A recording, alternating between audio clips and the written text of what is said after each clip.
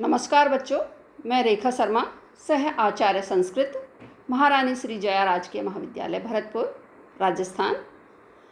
इस वीडियो में हम आचार्य मम्मट के अनुसार काव्य प्रकाश में निर्दिष्ट काव्य हेतु के संदर्भ में विचार करेंगे।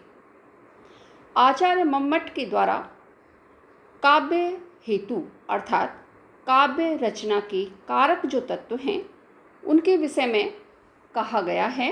देखिए, शक्तिर निपुणता लोक शास्त्र काव्यादि अवेक्षणात् काव्यज्ञ शिक्षाभ्यास इति हेतु तदुद्भवे। अर्थात शक्ति, निपुणता और अभ्यास, ये तीन उनके द्वारा काव्य सृजन के हेतु स्वीकार किए गए हैं। इस कार्य का से अभिप्राय है कि काव्य सृजन की शक्ति लोक काव्य तथा शास्त्रादि के निरीक्षण एवं अनुशीलन से उत्पन्न जो निपुणता है, कौशल है और काव्य के आचार्यों की जो शिक्षा है उसको प्राप्त करके अभ्यास करना, ये तीन जो हैं काव्य के हेतु हैं। आचार्य मम्मट जो हैं उन्होंने काव्य शक्ति को प्रथम निरूपित कर इस बात का संकेत दिया है कि सबसे अधिक काव्य सृजन में शक्ति अथवा जो प्रतिभा है उसका महत्व होता है। काव्य शक्ति जो है उसके विषय में बताते हुए आचार्य जो मम्मट हैं उनका कहना है कि शक्ति क्या है। देखिए, शक्ति कवित्व बीज रूपः संस्कार विशेषः याम विना काव्यम न प्रसरेत प्रसुतम व उपहसनीयम स्यात्। आचार्य मम्मट कह रहे हैं कि शक्ति क्या है? कवित्व बीज रूपी संस्कार विशेष है। अर्थात कि जो शक्ति है उसके बिना कवित्व की संभावना ही नहीं है, क्योंकि ये क्या है, एक विशेष प्रकार के संस्कार का बीज स्वरूप है, यानी उसका मूल है। याम बिना काव्यम न प्रसरेत, जिस बीज के बिना किसी भी प्रकार की काव्य की रचना नहीं हो सकती, प्रसुतम व उपहसनीयम स्यात्, और यदि इस प्रकार के किसी काव्य की रचना कर भी दी जाती है तो ऐसा काव्य जो है संसार में या लोक में क्या होता है, उपहास का पात्र ही बनता है।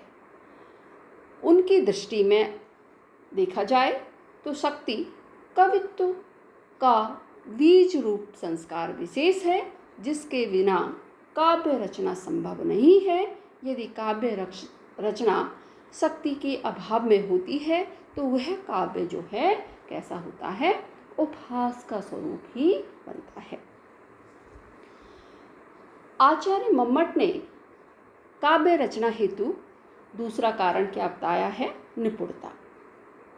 निपुणता के संदर्भ में लिखते हुए आचार्य मम्मट कह रहे हैं, लोकस्य स्थावर जंगम आत्मकस्य लोकवृत्तस्य शास्त्राणाम छंदो व्याकरण अभिधान कोश कला चतुर्वर्ग गज तुरग खड्गादि लक्षण ग्रंथानाम काव्यानाम च महाकवि संबंधिनाम आदि ग्रहणादि इति हासादीनाम च विमर्शनाद व्युत्पत्ति।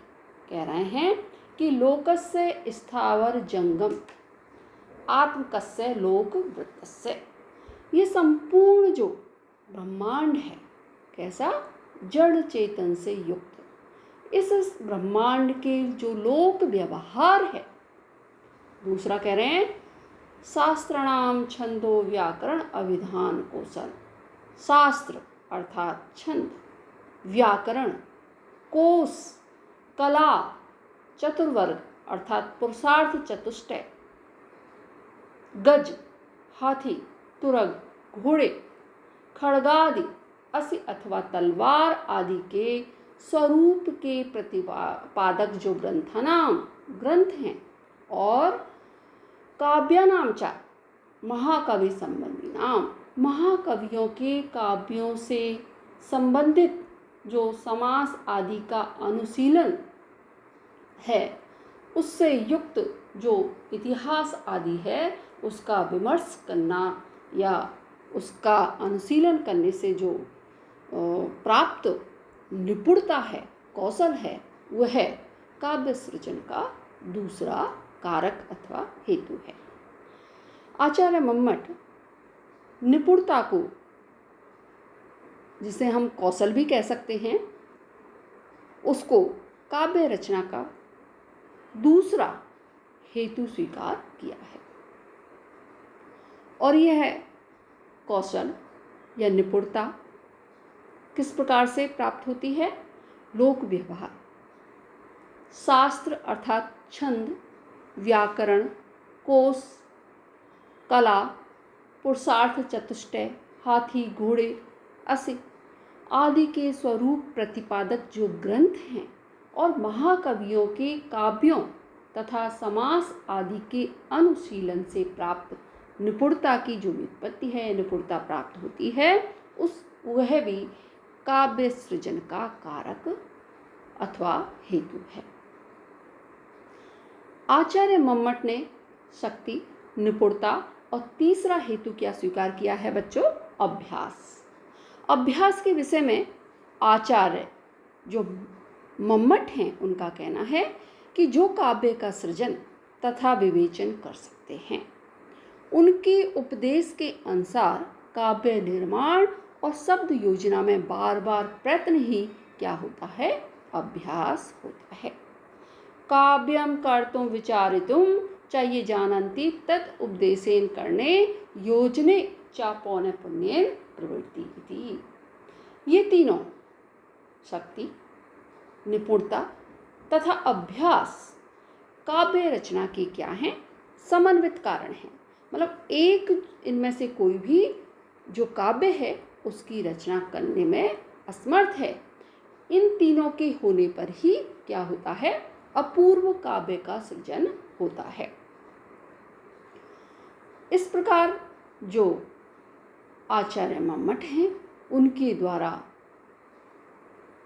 शक्ति, निपुणता एवं जो अभ्यास है, इन तीनों को काव्य का हेतु स्वीकार किया है।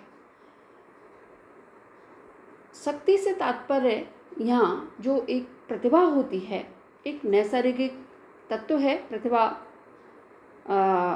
अपने आप में एक सहज, स्वाभाविक, नैसर्गिक तत्व है जो कि नवीन नवीन उद्भावना करने में समर्थ है। ऐसा प्रतिभावान या प्रतिभा से संपन्न व्यक्ति जो है उसका काव्य जो है हार्दिक अनुभूति का कैसा होता है? अभिव्यंजक होता है।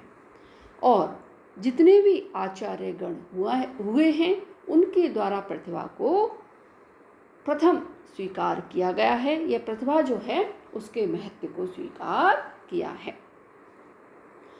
वह जो चराचर जगत और जीवन के अनुभव, शास्त्र, अनुशीलन तथा अन्य ग्रंथों के अध्ययन, मनन एवं चिंतन से संभूत एक तत्व है, वह क्या है? आपकी व्युत्पत्ति है अथवा निपुणता है।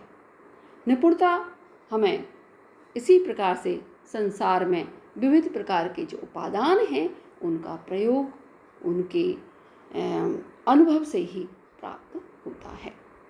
इस प्रकार हम देखते हैं कि काव्य हेतु निरूपण की जो परंपरा है उसमें जो आचार्य मम्मट हैं उन्होंने विभिन्न मतों में समन्वय स्थापित किया है।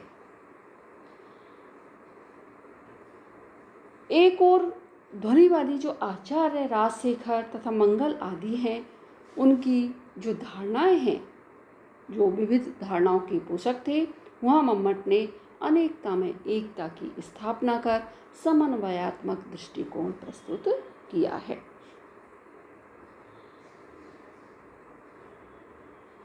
मम्मट के तीनों तत्व जो हैं, शक्ति, निपुणता तथा अभ्यास, दंड चक्र आदि न्याय के समान काव्य निर्माण तथा उसके उत्कर्ष के हेतु हैं। जिस प्रकार घट निर्माण में दंड तथा चक्र क्या करते हैं? परस्पर सहयोगी होते हैं। उसी प्रकार शक्ति आदि भी परस्पर सापेक्ष होकर ही काव्य निर्माण करते हैं। इसीलिए मम्मट ने कारका में हेतु शब्द का प्रयोग किया है और वृत्ति में स्पष्ट शब्दों में अपनी मान्यता को व्यक्त कर दिया है। इस प्रकार बच्चों, आचार्य मम्मट ने शक्ति, निपुणता तथा अभ्यास ये 3 काव्य के हेतु स्वीकार किए हैं। अगले वीडियो में हम काव्य शास्त्र में संस्कृत आचार्यों ने तो विविध काव्य के लक्षण बताए ही हैं। आचार्य मम्मट के अनुसार जो काव्य के लक्षण बताए गए हैं उनका अध्ययन करेंगे। तब तक के लिए धन्यवाद।